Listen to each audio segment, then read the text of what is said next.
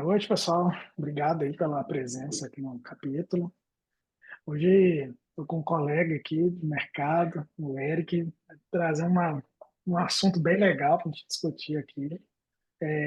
Vocês podem ficar à vontade, pessoal. Se quiserem falar, podem mandar mensagem para levantar a mão. E a ideia nossa aqui é ser próximo mesmo, como a gente sempre executa nos nossos eventos da UASP, algo bem próximo, para a gente sempre trocar ideia e aprender junto. O que está conosco aqui é os membros também líderes do capítulo, que é o Júlio Sacramento, o Sandro e o Lucas, que está entrando aqui agora com a gente também na liderança do capítulo de BH.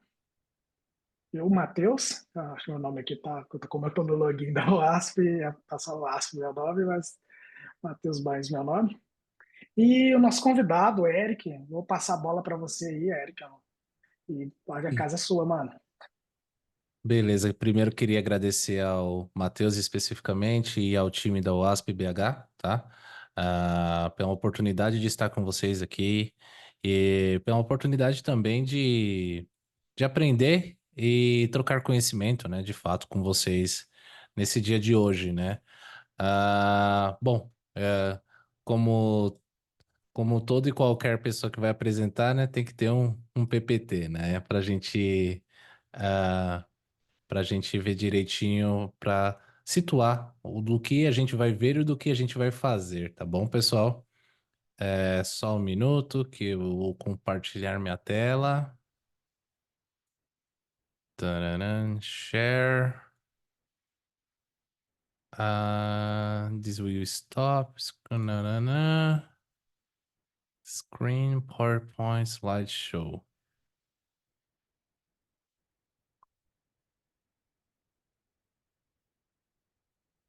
Me avisem quando vocês virem minha tela. Boa. Show, legal. Pessoal, como a gente comentou, hoje a gente vai falar um pouquinho sobre pipeline, né? Como a gente transforma a sua pipeline CI com segurança proativa, né? Eu imagino que alguns têm alguns conceitos de segurança, outros trabalham mais com a parte de DevOps, outros nunca viram do que eu estou falando. E aí a ideia, pessoal, é a gente primeiro fundamentar, né, do que a gente vai falar. E depois a gente trocar um pouco de ideia e mostrar como a gente implementa isso na vida real, ok? Bom, apresentando um pouquinho quem eu sou o Eric Ferreira, né? Hoje eu sou Technical Specialist na Microsoft, já trabalhei na Checkpoint, CyberArk, Palo Alto Networks também na parte de Prisma Cloud, e aí hoje eu tô aqui na Microsoft e também trabalho com bastante com foco em Cloud Security e toda a parte de arquitetura Zero Trust, né? Ah, Dito isso, pessoal, a gente já vai começar com uma buzzword, né? A gente vive falando e vive ouvindo todo mundo falando. Tem gente que fala KNAP, tem gente que fala CNAP, né? Tem gente que acha que isso é um produto, tem gente que não tem ideia de onde é isso, né? Se é de comer ou de passar no pão. Mas basicamente, pessoal, tudo isso, né? A técnica de DevSecOps está dentro de uma disciplina maior, que é o Cloud Native Application Protection Platform. Amém, né? Eu sempre digo amém no final porque é gigante esse nome, né? Mas basicamente é uma plataforma de aplicações nativas de nuvem, né? Então, a ideia principal desse produto é fazer isso. E isso engloba alguns outros produtos, né? Então, tem a parte de CSPM. Imagina só, você tem lá sua nuvem, beleza? E uma vez que você tem sua nuvem, a primeira coisa que você tem que monitorar é a conformidade, beleza? Então, eu detecto a configuração e vejo se ela está de acordo com o padrão. Então, eu protejo o nosso bom e velho amigo Control Plane. Isso tudo é feito via API. Eu não tenho um agente para fazer um CSPM. É sempre eu indo lá no meu control plane, trago todos esses dados. Beleza? Esse daqui é o número um quando a gente fala da proteção de cloud. É o primeiro passo. Segundo passo, né? Quando eu protegi minhas aplicações, eu passo para o que chamam de Cloud Workload Protection.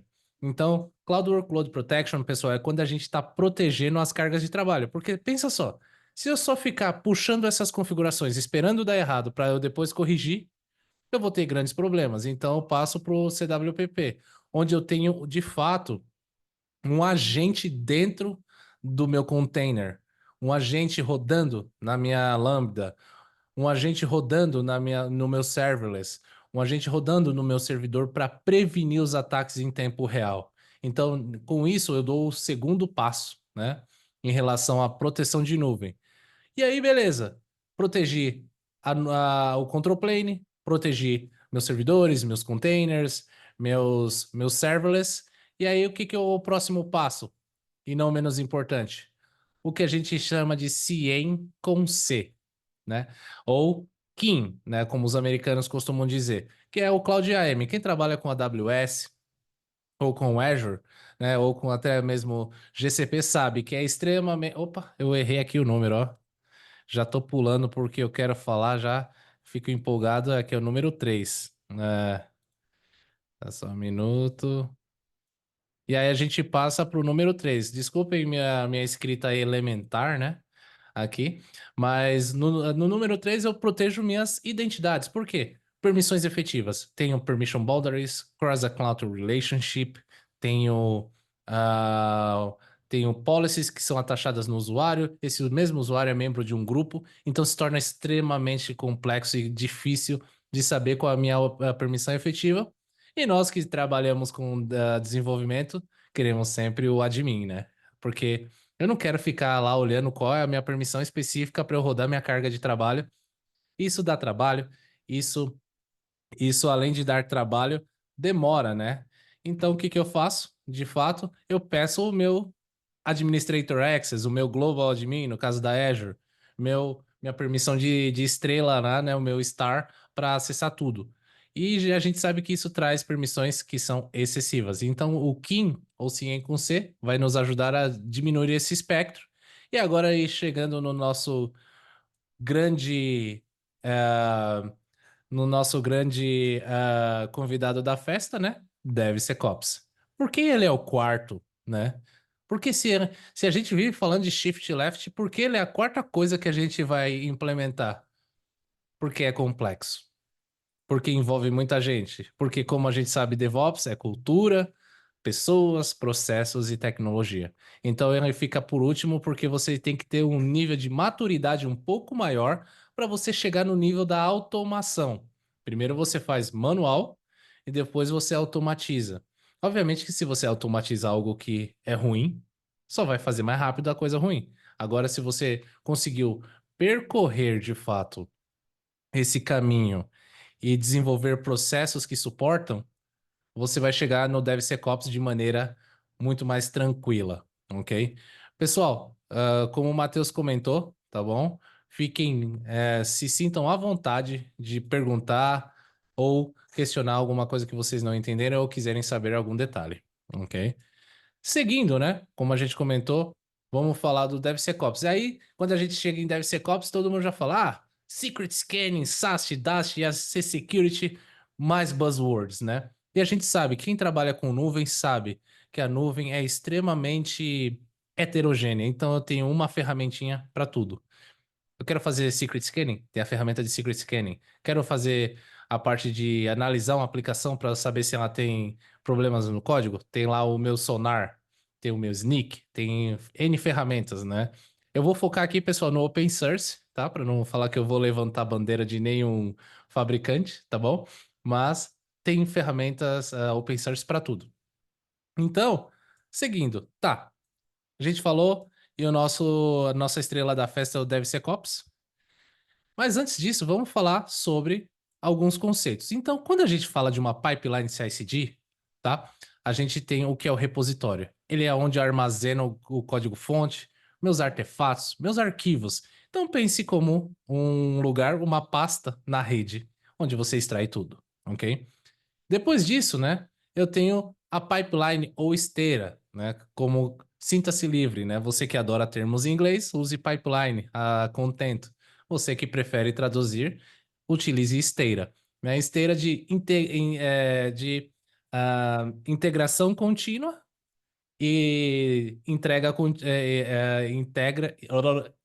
e entrega fica um cacófato, né?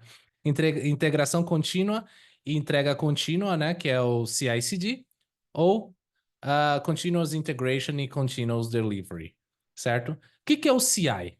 Pensa só, todos esses arquivos que vocês têm no seu repositório, vocês têm que integrar em alguma coisa e fazer isso, juntar tudo isso para você entregar para alguém. Isso é o CI, né? Que é o Continuous Integration, onde você constrói o seu container, onde você compila seu código.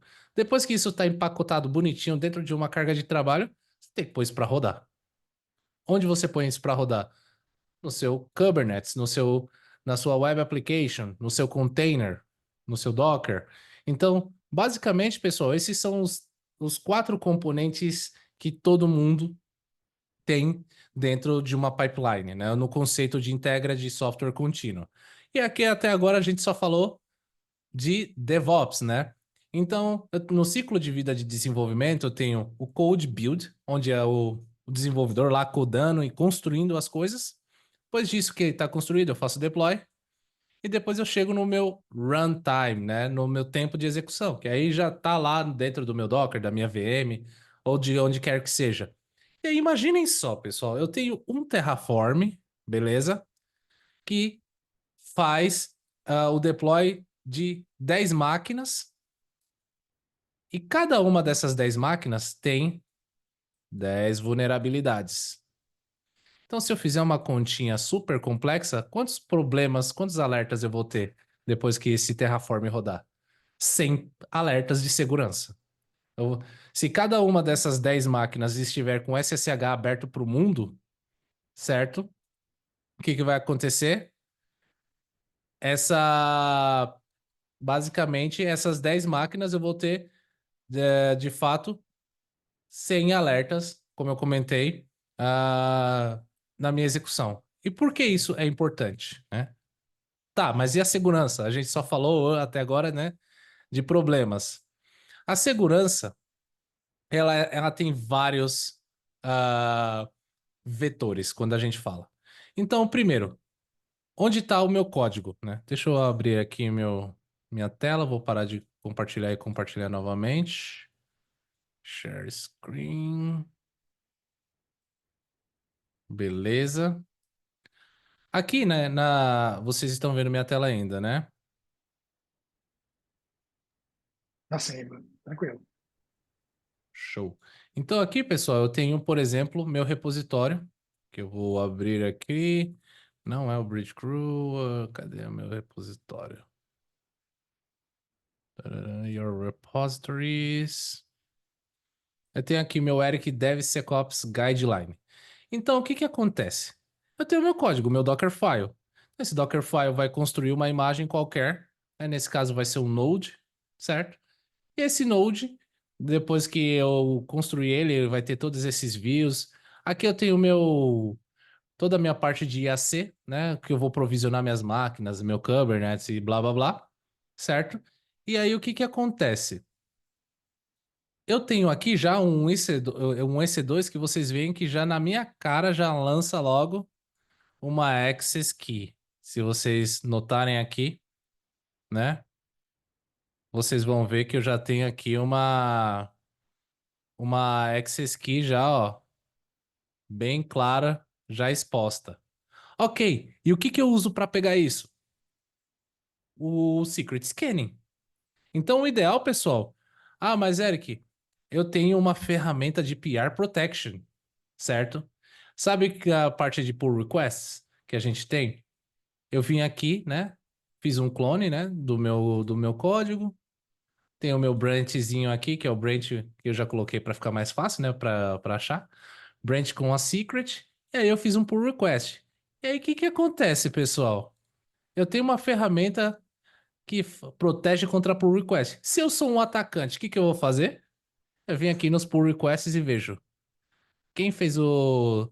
Deixa eu ver esses arquivos que esse pessoal tá fazendo o pull request. Aí eu vejo aqui esse pull request específico e boom.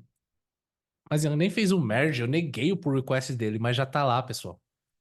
Daí que vem a necessidade da gente trabalhar com o que a gente chama de. Cadê ele? Cadê ele? Tararam. Com o que a gente chama de pré-commit hooks. Por quê? Como vocês notaram, aqui é o meu VS Code, muitas janelas, só um minuto. Como vocês notaram, o que que aconteceu? Eu vim aqui no meu código, certo? Fiz o commit e depois fiz o push e abri um APR. Isso já tá, mesmo que eu venha aqui e não aprove, certo? Que eu não permita esse PR, você já mandou o código com a secret aberta. Então o atacante vai vir olhar nas suas pull requests. E aí, por isso é muito importante que todo e qualquer ambiente que você trabalhe, você tenha pré-commit hooks, que isso vai ficar antes do seu Git push, certo? Daí a necessidade de você trabalhar. Ah, mas Eric, eu posso fazer toda a parte de SCA, né, que é detectar se eu tenho bibliotecas vulneráveis? Sim, você também pode. Mas o mais crítico hoje é o must have, eu diria, o número um que a gente precisa ter é o secret scanning no pré-commit, ok? Porque dessa maneira o desenvolvedor evita, ok, que esse código chegue e fique registrado em algum lugar. Nesse caso, dentro do PR do próprio desenvolvedor. Que se eu chego aqui e vejo esse arquivo, se eu abro esse arquivo que ele colocou dentro do meu PR, certo? Eu vou ver aqui, eu vou olhar o arquivo. Eu tenho aqui minha secret key chapada dentro do meu código. Então, pessoal, notem que isso é uma coisa extremamente simples. Eu estou fazendo um secret scan antes de publicar meu código. Ah, mas como eu configuro esses pré-commit hooks, né? Vamos lá. Pré-commit. Chekhov. Eu estou utilizando o Chekhov, que é uma solução open source, tá? Chekhov. Pré-commit hook. Então, pessoal, como você pode ver aqui, você pode adicionar dentro do GitHub um hook exatamente do Chekhov.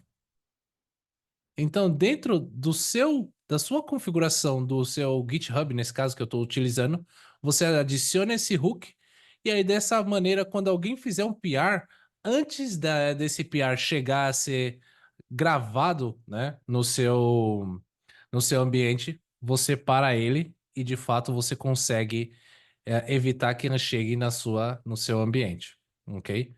Isso é um dos primeiros pontos que a gente está falando. E aí, seguindo, né? Quando a gente fala do DevSecOps, né? A guideline da OASP, é muito importante, pessoal, que nós tenhamos essa visibilidade, né? Que eu sempre vou ter dois repositórios, um para aplicação e um para infra. Para que isso, né? Porque quando a gente fala de um container, né? Vamos supor que eu vou fazer uma aplicação, como vocês podem ver aqui. Cadê? Vamos abrir aqui o meu Dockerfile. Node.js, tá vendo esse from Node 20 que eu já coloquei? O ideal, pessoal, seria ter um outro Dockerfile, ok? Onde eu pego essa imagem do Node e faço o hardening. E aqui no from, eu ia colocar minha golden image latest do Node, por exemplo. Latest.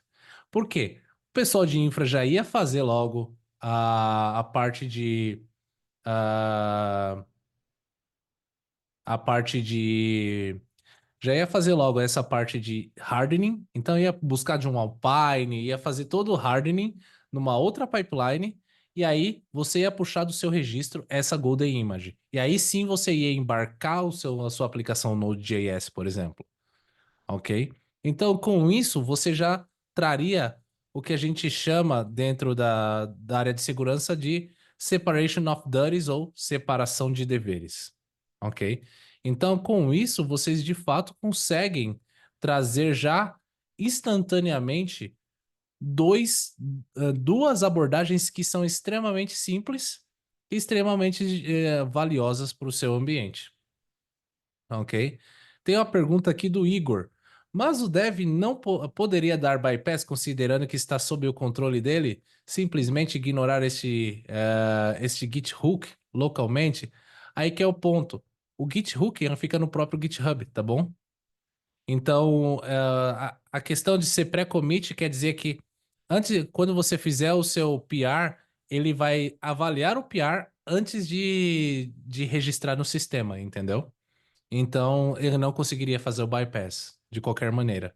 Porque ele vai ficar sempre. Esse hook você configura no seu repositório, lá no seu GitHub, no seu GitLab, exatamente, no PR. Ok? Então, com isso, pessoal, vocês já ganham uma visibilidade um pouco maior, tá? E aí, sempre eu costumo dizer, né, que o Separation of Duties é o mais interessante.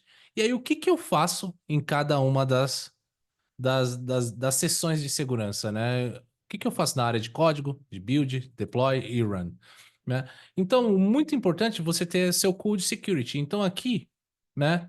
Como eu comentei aqui no meu repositório, o que que eu fiz? Eu utilizei o meu,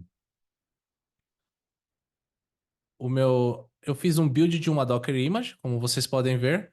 E aí a primeira coisa que eu faço, depois que eu construo essa imagem, eu rodo o Trivy, né? O Trivy, que é essa ferramenta aqui, Trivy Aqua Security, tá bom? É um vulnerability scanner de imagens de container, super famoso, tá bom? E muito interessante. Então você pode utilizar o Aqua Trivy aí para escanear suas imagens de container e detectar se ela tem vulnerabilidades, né? E detectar também se ela tem secrets embarcadas, tudo isso. E aí você vai conseguir de fato, cadê o meu? Você vai conseguir de fato ter uma visibilidade dos seus recursos e bibliotecas, ok? Então você vai saber tudo que está acontecendo na sua imagem e saber se ela tem alguma coisa que é crítica.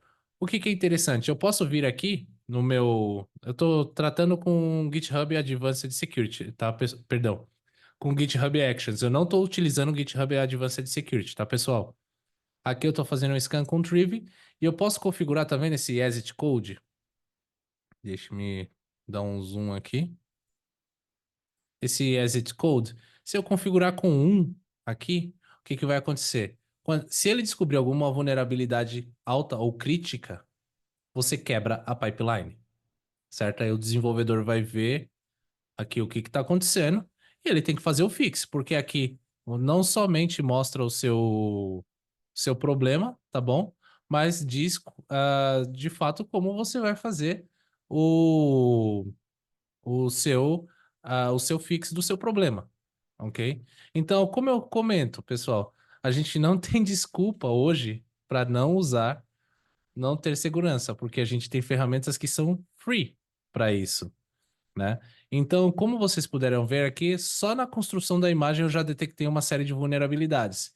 E aí, o próximo passo, como vocês notaram aqui, né? Deixe-me voltar para a apresentação, é o IAC Security, como a gente comentou. Que é o quê? É garantir, né, que você tenha o scan de fato, o scan de fato do dos seus artefatos de IAC. Então aqui eu utilizei o Checkov, tá bom? Que é outra ferramenta que é super conhecida e pública e free. E aí você vê uma série de problemas que você tem. E aí um exemplo básico é que dentro do IAC e do Checkov, você já verifica se o seu IAC tem alguma vulnerabilidade, tá bom? E você verifica se tem alguma secret já. Então se eu busco aqui por secret, né? Como eu comentei, deixa eu descer mais, que ficou gigante aqui esse secret. Cadê? Tem aqui. Eu acho que eu não tá carregando a imagem. Secret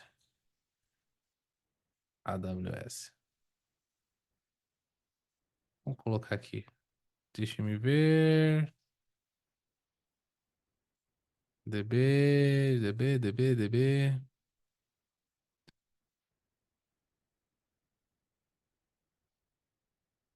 Tararam. Secret. Agora sim. Ah, não. Tá lá para baixo. Mas aqui no resultado, como vocês viram, esse arquivo que eu fiz o PR, ele já tá feito secret. Ela já tá com uma secret hard-coded, como vocês viram. Então, o que que acontece? Essa secret que eu fiz aqui, o hard-code, né? Que ela tá aqui nesse arquivo que é o IAC. Esse repositório é público, tá, pessoal? Vocês podem também utilizar depois para testes e eu tô populando ele cada vez mais. Então, essa secret aqui, obviamente ela não é válida. Vocês podem tentar usar, mas ela não é válida, tá? Só tem a máscara de uma secret. E o que que acontece? Esse, essa secret aqui, eu poderia ter prevenido o vazamento dela no meu pré-commit hook, ok? E se eu não peguei no meu pré-commit hook, eu pego ela dentro do meu build, né? Quando eu estou fazendo o meu CI e estou construindo essas imagens. Então, pessoal, aqui a gente não vai falar muito de run, né? Porque aí envolve bloqueio de containers, envolve uma execução um pouco mais que ia ter um pouco mais de ambiente. Mas qual é a ideia principal, pessoal? Quando a gente reduz, né? Quando a gente traz a segurança mais perto do dev, isso que de fato é o shift left, né? Porque aqui do lado direito a gente tem a execução, né? E aqui do lado esquerdo, né? Eu vou colocar L, né? Que é o de left, nós temos de fato o desenvolvedor. Então, quando você traz a segurança para o desenvolvimento, isso quer dizer que você de fato está fazendo o shift left, ok? Então aí tudo que, sabe aqueles 100 erros das 10 VMs que eu coloquei cheio de vulnerabilidade? Se eu fizer 100 fixes, né, como a gente comentou, do meu lado, dos meus Terraforms, por exemplo, dos meus ARM templates, dos meus CloudFormation, eu vou ter muito menos alertas na minha produção. Pessoal, eu vou dar uma pausa aqui para a gente conversar um pouquinho. Eu queria entender de vocês. Isso que eu estou falando é algo que vocês já viram, que vocês implementam, essa separação de pipelines. Vocês podem colocar aqui no chat, separo minhas pipelines hoje de infra e de aplicação, não separo. Não vou citar nomes, tá, pessoal? Não vou procurar ninguém, então podem se sentir tranquilos, tá bom? Aqui é muito interessante que vocês troquem informações, porque de fato. Ah, é bastante, ah, é bastante, como eu posso dizer, importante. Notem que, quando a gente fala de segurança no desenvolvimento, todo mundo fala, mas o desenvolvedor, né? Pessoal, a ideia da segurança de DevSecOps é você mostrar onde está o problema e já ensinar para o desenvolvedor, porque o desenvolvedor aqui, deixa eu me mostrar. O desenvolvedor, quando ele olhar aqui o GitHub Action que falhou, por exemplo,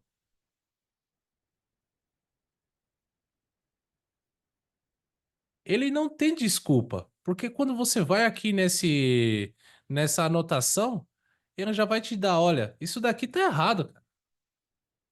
Entendeu? Isso daqui tá errado. E aí você vai sempre ter essa visão, né?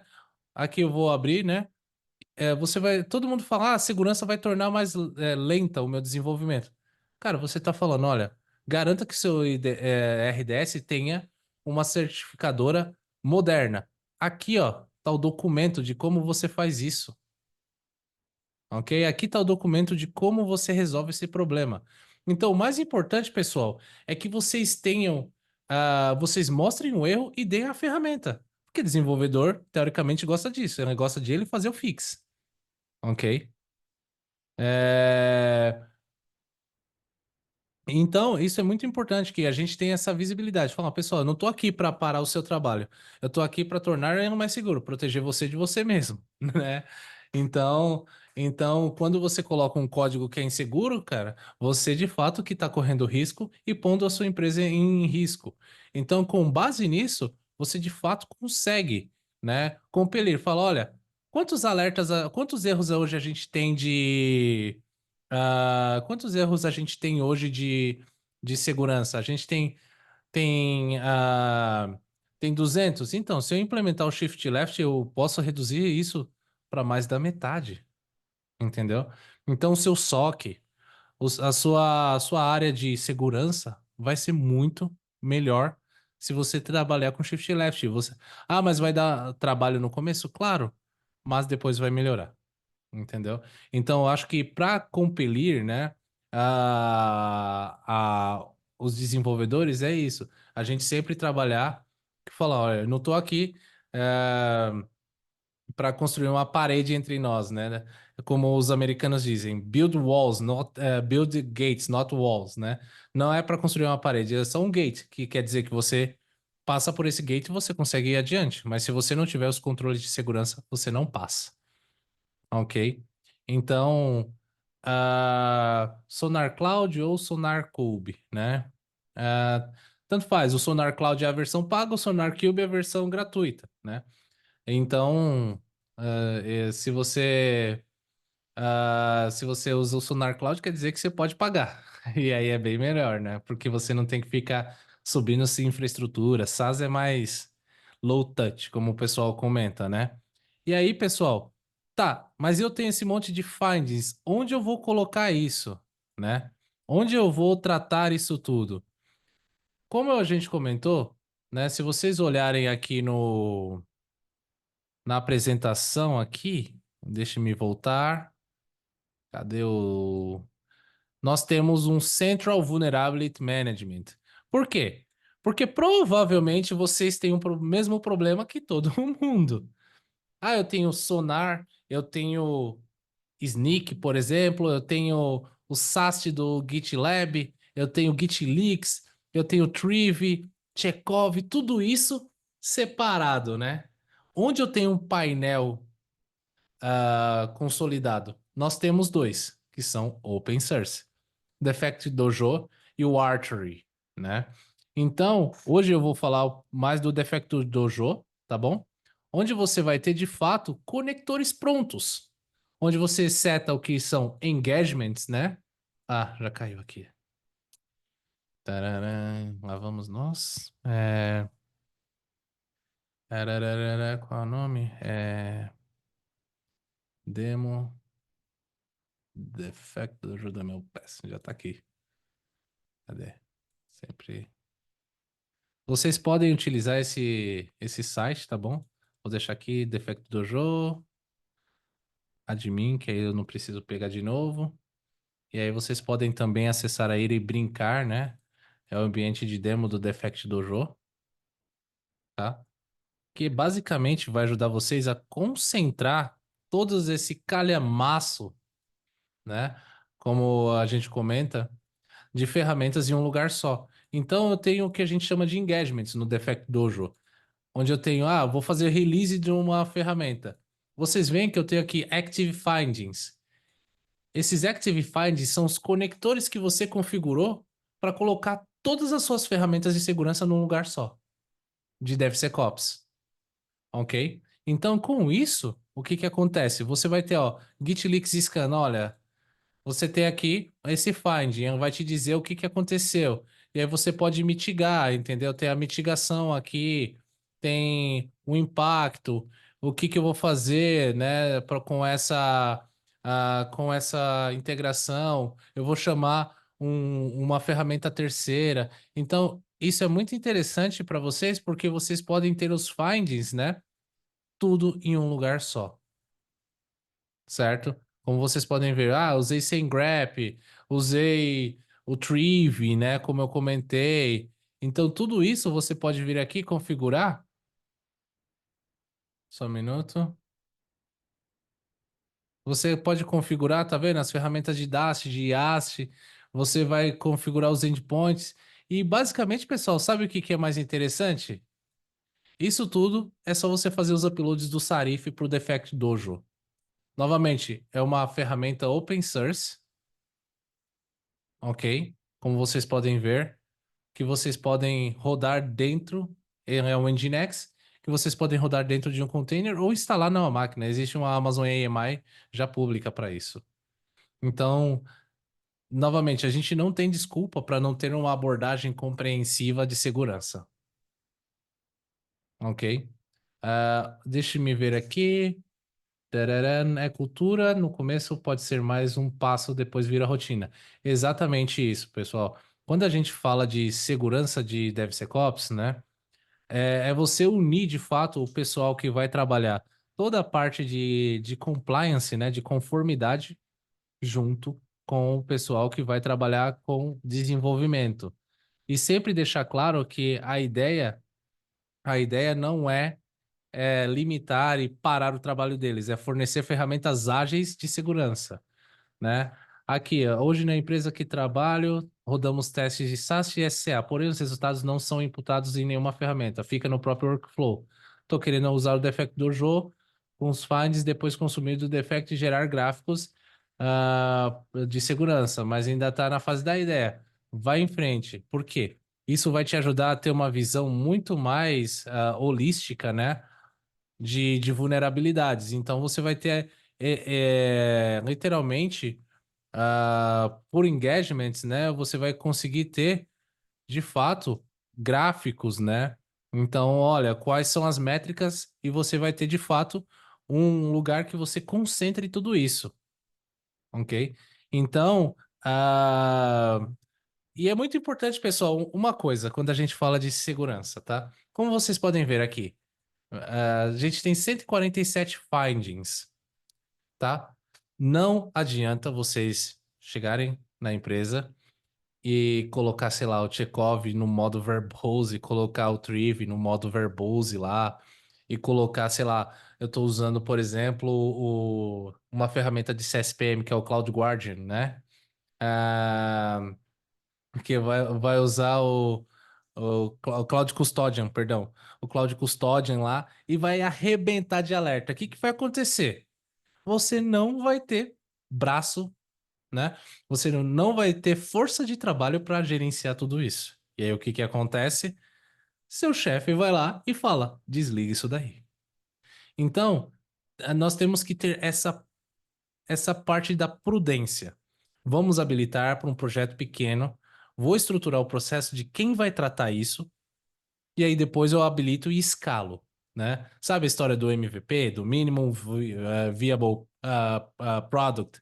Trabalhem sempre com isso, né? Por quê? Porque toda vez que você habilita 300 milhões de alertas, você não consegue tratar, e aí isso vira uma dor de cabeça e não justifica o seu esforço, né? Então a gente tem que sempre ter esse peso, né? E tratar isso de maneira bem, como eu posso dizer, faseada, ok? Então, como a gente comentou, é interessante ter isso. Então, fala, olha, vamos começar primeiro tratando do infracode, que é algo que geralmente é mais simples. Então, primeiro ponto, vou trabalhar com Golden Images ou vou trabalhar com a questão de Serverless Framework. E aí, determino o meu infracode, beleza? Passo um. Passo 2. Vou trabalhar com scan de IAC. Eu entendo que muitas empresas ainda não têm a cultura de IAC, tá? Mas isso é um esforço que a gente tem que sempre tratar, porque a nuvem está sendo codificada. Então, se vocês têm que, de fato, trabalhar com Terraform, ARM Template, tem as pessoas que usam Pulumi também, né? Que é uma mais arraigada no desenvolvimento. Mas comecem pela parte de CI, né? Que eu sempre comento que aqui, se você já fizer o que está desse lado da linha, você já vai conseguir de fato já fazer muita coisa que o pessoal não faz de fundação. E aí você trabalha com Secret, SAST, SCA e Container Scanning, que é isso que a gente configurou aqui, né? Que a gente tem dentro desse GitHub Actions aqui, por exemplo, deixe-me diminuir, onde você consegue ver. Literalmente, notem, pessoal, que isso com, sei lá, 10 linhas, eu consegui configurar IAC e Secret Scan e toda a parte de vulnerabilidade e SCA. Então, isso já vai trazer visibilidade. Ah, mas meu chefe não deixa eu bloquear, meu Deus, né? Eu quero bloquear para isso não ir para produção. Pessoal, quando a gente fala de segurança em geral, visibilidade é o primeiro passo, né? Eu vou até trazer para vocês aqui, né? Se você ver aqui o NIST Framework, né? Que images, né? Qual é o primeiro passo do NIST? Identify.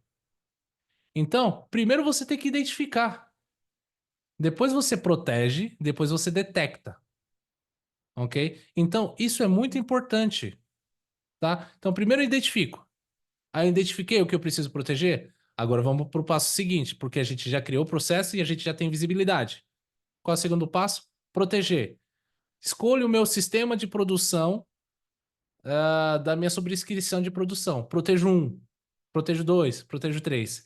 Ah, mas eu não consigo mexer no que está rodando. Então faz o seguinte: o que você nascer, as coisas novas que nascerem já nascem no novo framework. E as antigas vão ficando para trás, mas pelo menos as novas nascem seguras, entendeu? Então são essas, como eu posso dizer, essas vias que são interessantes, tá? Então, a gente sempre tem que ter essa visibilidade. Então, pessoal, vamos lá. Voltando aqui, né? Para a gente deixar claro o nosso caminho. Primeiro ponto, né? A gente sempre trabalhar com verificações de imagem e AC. Pelo menos isso, né? Trabalha com esses dois, já vai ser um grande passo. Segundo ponto, utilizar uma ferramenta open source, como a gente comentou, para juntar tudo isso, que vai te dar. Talvez isso seja o objeto da sua promoção amanhã, entendeu? Que você vai trazer uma visibilidade que ninguém tinha, né? Então, põe o defeito do jogo, põe lá as coisas e traz essa visibilidade, traz métrica. Porque o mais difícil é isso, né? Eu não consigo mensurar o que eu não consigo melhorar o que eu não consigo medir. Aqui você vai conseguir medir, certo? E aí, uma vez que você tiver tudo isso, né? Como a gente comentou, todos esses hooks, né? Tudo isso configurado e toda essa visão, certo? Você já dá o próximo passo, que aí o próximo passo que é o mais duro. Aí você vai precisar de, de pessoas, processos e tecnologia. E aí você vai e seguir de fato para o próximo passo, que é proteger a execução. Esse é mais árduo. Por quê? Se você quer proteger a execução, quer dizer que o que está vindo do seu desenvolvimento já está vindo ruim.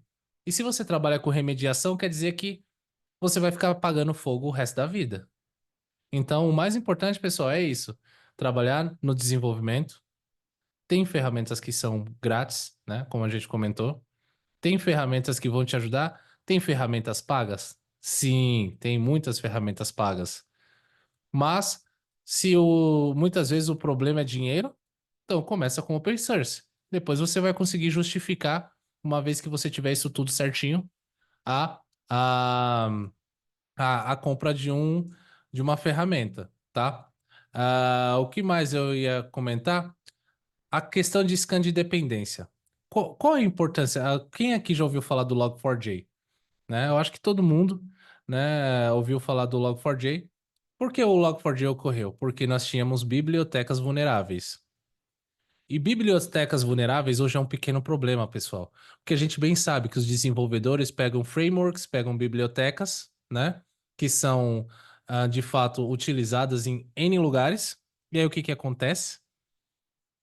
Muitas vezes chega uma conta para você. Por quê? Porque o pessoal está usando aquela biblioteca que é paga, né? De maneira sem pagar as licenças para o fabricante. Aí de repente chega uma conta para você, ok? Então o que que o SCA vai te ajudar? Fala, olha, pessoal, nós só podemos utilizar ah, ah, nós só podemos utilizar bibliotecas que sejam ou free, certo? E se é uma biblioteca paga, nós temos que comunicar. Por quê? Isso vocês vão pegar com scan de dependência. O Trivy vai te ajudar, o Sneak vai te ajudar, enfim, várias ferramentas. Ok? Por quê? Porque isso é muito interessante e é muito, de fato, é muito comum. Então, essa questão de bibliotecas vulneráveis é muito complicado, ok? A segurança no código a gente já falou. Scan de imagens, que, como a gente comentou, é muito importante, né? Para que você não armazene imagens vulneráveis no seu repositório de imagens, né? E a questão do scan de registro, né? Aí já é mais a questão de você evitar que imagens saiam do seu registro, né? Do seu query, ah, do seu ECR, GCR e ACR, né? Para o seu ambiente de produção. E um ponto interessante, não é DevSecOps, mas é mais na parte de execução, que seria interessante sempre trabalhar com imagens assinadas, né? E aí eu trabalho de fato com um Key Vault, por exemplo, e aí eu faço anotações nessas imagens, e aí eu só mando imagens que estão assinadas para o meu cluster de Kubernetes, por exemplo. Como vocês podem ver aqui em cima, o CD está bem claro. Por que isso? Porque vamos supor ah, que o meu administrador de Kubernetes quer rodar alguma coisa ou a senha dele seja comprometida. A pessoa vai passar pela pipeline? Não, ela vai logar direto no Kubernetes e vai fazer o deploy dessa imagem que ela quer. Ok? Então ela vai bypassar todos os seus controles e vai tentar fazer o deploy direto. E se a pessoa tentar fazer o deploy direto, ela vai falar: opa, opa, essa imagem não veio do meu registro, ela não está assinada, não permita. Ok? Então vocês conseguem chegar nesse nível. Ponto importante, pessoal, eu já traduzi, já está disponível para todo mundo também. O OASP Top 10, onde vocês têm, de fato, todos os top 10 de CI/CD, tá? Então, alguém tá abusando da minha cadeia de dependência, tá tentando envenenar minha pipeline, gestão de credenciais inadequadas, tudo isso está traduzido e pronto para vocês usarem, ok? Então, utilizem, compartilhem. Eu acho que é muito importante a gente ter essa conscientização. Em uma hora, o assunto é bem denso, né? Então, em uma hora, é bem difícil da gente falar de tanta coisa. Mas eu sempre tento provocar vocês nessa questão de CI. O CD é interessante? É. Mas se você fizer um bom CI, né? Se você fizer um bom. Essa parte aqui muito boa, 70% dos seus problemas, né? Já vão ficar resolvidos. Então, foque em fazer um bom CI, que o CD vai ficar mais tranquilo. Pessoal, eu queria ouvir um pouquinho de vocês agora. Vou parar o compartilhamento aqui e ver o que vocês acharam, o que que vocês pensam disso tudo do que a gente falou. Enquanto isso, eu vou colando aqui os links para vocês. Tá bem legal, velho. Abre até a cabeça para alguns assuntos que às vezes tá no nosso dia a dia muito falar de DevSecOps, a gente sempre está falando de SAST, DAST e SCA. Mas existe um outro universo aí que por trás e é legal a forma que você expôs aqui, cara, de uma forma que até pensando na parte de webhooks, da de proteção já do webhook, é algo que algumas eu mesmo por experiência não vejo isso acontecendo em várias empresas. Isso para mim é também de ver dividir esteira de código e a parte de infraestrutura, particularmente, eu também ainda não vi em nenhum lugar rodando dessa forma. E é legal ter essa outra visão. Foi até um ponto, acho que foi o Leandro que subiu a visão, ele falou que é interessante ver a visão de pessoas falando de pipeline em processo diferente. E isso é muito legal mesmo a gente ver como cada um executa esse processo. E essa troca é bem interessante. Sim, é muito importante, pessoal, a gente ter claro, né, essa questão de separation of duties e sempre apoiado também pelo conceito que a gente tem do Zero Trust. Ah, mas eu já trato, por exemplo, eu já tenho um agente que previne de executar, por exemplo, ataques em produção. Se chegou em produção, pessoal, é porque alguém não codou direito. Então a gente tem que ir lá e ajudar essa pessoa a entender esse problema, porque muitas vezes essa questão do DevOps, né, da agilidade e a pressão por novos produtos faz com que o desenvolvedor aja dessa maneira, né? Então, eu acho que acredito sempre que o melhor caminho é senta com o desenvolvedor, explica para ele por que isso é importante, né? E ele vai entender e dá ferramentas para que ele possa fazer sozinho. Ah, mas Eric, é como alguém comentou aqui. É interessante ele ter ferramentas que ele pode usar na máquina dele? Sim, é interessante. Porém, é necessário que você pode dar as ferramentas para que poupe ele de submeter um PR que esteja de má qualidade. Mas, se ele não usar, você precisa ter os pré-commit hooks, você precisa ter as verificações na pipeline e você precisa ter as verificações de execução. Por quê? Porque tem o conceito de Zero Trust, né? Que é o nunca confie e sempre verifique. Então você não pode assumir que tudo sempre vem da sua pipeline. Você não pode assumir que o seu cluster de Kubernetes está seguro porque você só permite da sua pipeline. Porque alguém tem a senha de administrador do cluster. Entendeu? Então, por isso que é repetitivo, é cansativo, sim, mas você tem que fazer a cada interação, você tem que fazer todas as verificações de segurança, respeitando o conceito de Zero Trust. Entendeu? E aí, novamente, a, a questão de o compelling reason, né? A razão para você compelir a gerência é sempre: você quer ter menos trabalho no SOC? Você quer ter menos alertas? Você quer retirar esse ruído? Então deixa eu trabalhar com os desenvolvedores, deixa eu criar um processo para tratar vulnerabilidades críticas de produção. Ah, mas e todo o resto? A gente sobreviveu até agora com tudo isso. Deixa eu cuidar pelo menos dos críticos. Aí depois que você tratou os críticos em produção, você desce pro high e vai fazendo o trabalho. Porque, pessoal, muitas vezes a gente fica, mas é muito grande. Escolha um problema pequeno e resolva um problema por vez. É melhor do que você não resolver nenhum, né? E deixar tudo do jeito que tá. Entendeu? Eu acho que é isso, pessoal. Eu vou compartilhar aqui, né, no chat esse repo, tá bom? Que eu tô trabalhando nele e vai ficar cada vez maior.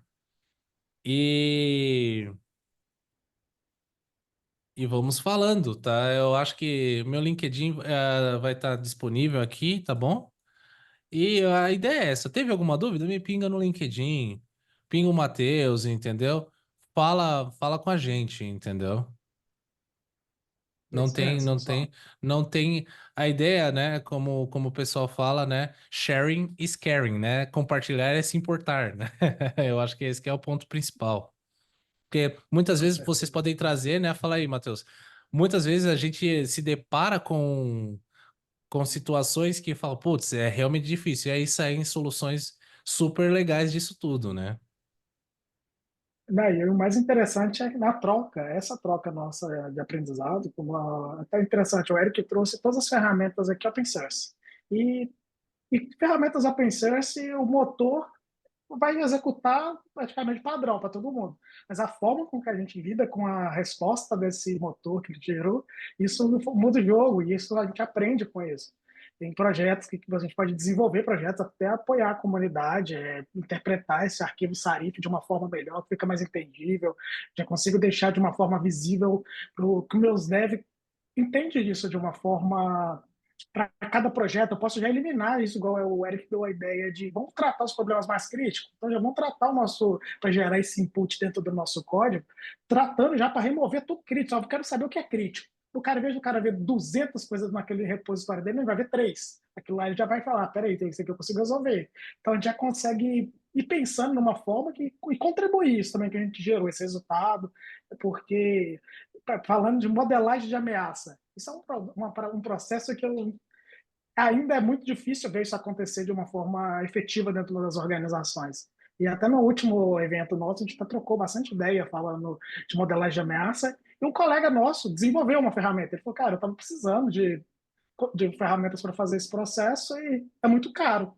Ele foi lá, sentou, pegou tudo que a comunidade oferecia, desenvolveu uma ferramenta, disponibilizou ela dentro do repositório dele, já do público, e criando algo que a gente consegue utilizar e cada vez contribuir também para que isso aconteça de uma forma bem interessante para todos.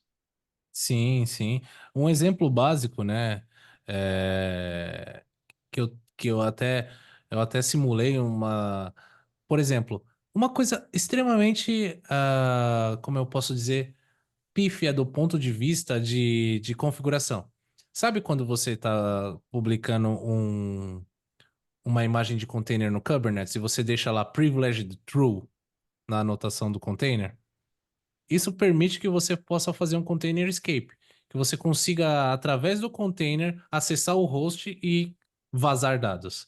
E é só literalmente uma cláusula dentro do seu Kubernetes Manifest, né? E isso, de fato, pode te trazer, de fato, impactos homéricos, né? Dentro da sua empresa. Então, dito isso, da mesma forma, sabe a história? Você já usou o YOR, Matheus? E pessoal, já ouviram falar do YOR? Dessa ferramenta de tagueamento? Não, Né? YOR é uma conta mais. ferramenta de tagueamento que você pode utilizar, por exemplo, deixa eu até colocar aqui no chat, YOR, que você pode de fato taguear qualquer recurso, e aí o que que acontece? Quando esse recurso está criado na sua nuvem, você sabe se ele veio de um Terraform ou não. E aí você começa a ter a ideia. Não sei se vocês já ouviram falar também do Drift Detection. Quer saber, tá, esse recurso está na nuvem, né? Esse recurso está na nuvem, mas alguém alterou ele na nuvem. Deixa eu ver o tag dele. O tag dele é X. Então, o que que acontece? Eu sei que ele veio de um recurso de Terraform ou de um CloudFormation. E aí eu sei tudo que tá órfão, né? É, Então, tudo que tá órfão não veio do meu código. Aí você estrutura a sua estratégia de code to cloud, entendeu? Então, você tem de fato mapeado tudo que tá dentro dos seus Terraforms na nuvem. Se não tem aquela tag, não veio do seu Terraform, porque cada recurso vai ter um identificador único. E aí você trabalha com drift detection.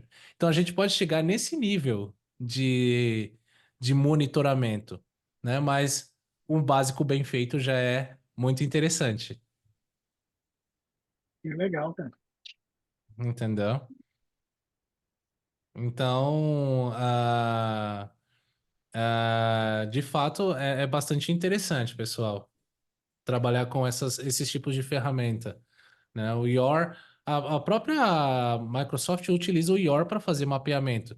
Então, eu sei quando eu tenho um Dockerfile que essa imagem, por exemplo, que está no meu registro, veio de um Dockerfile que está dentro do meu repositório. Então, você começa a amarrar o código com a execução, entendeu? E aí você sabe da onde veio isso. E aí, com base nisso, você tem de fato uma visibilidade muito maior. Ok? Incrível. Eu acho que Enriquecedor. eu acho que é isso, tá? Dá pra gente falar de muita coisa, né? Enfim, mas eu acho que esses pontos são bastante interessantes e a gente pode chegar lá, entendeu?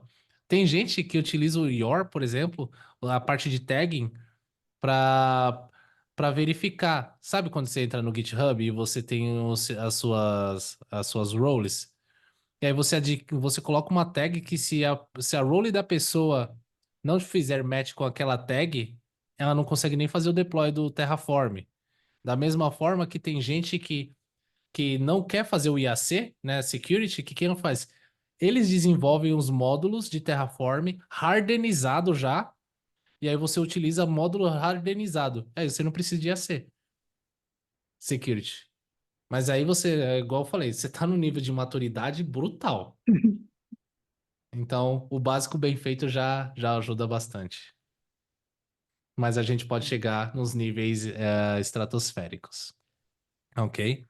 Incrível, mano. Cara, ajudou bastante aqui. Acredito que o pessoal gostou. Legal aqui, tô vendo que agora tá uma comunidade toda aqui ainda.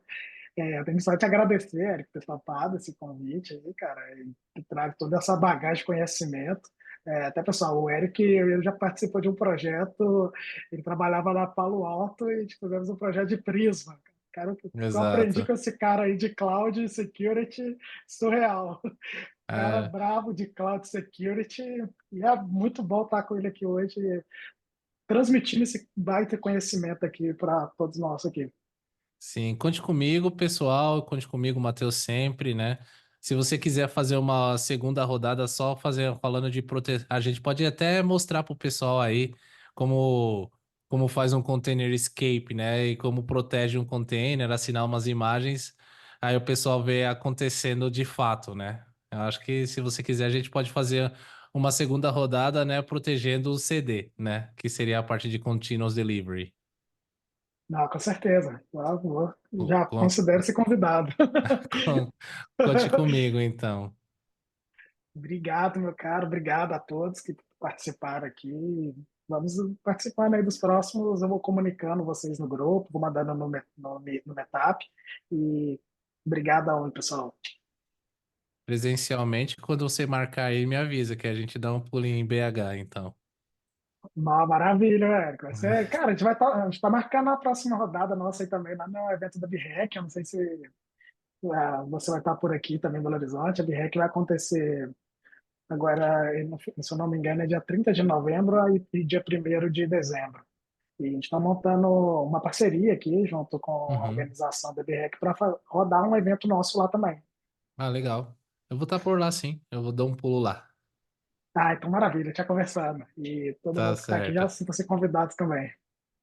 Conte comigo, pessoal, e prazer falar com todo mundo. Eu sempre estou disponível. O que precisar, só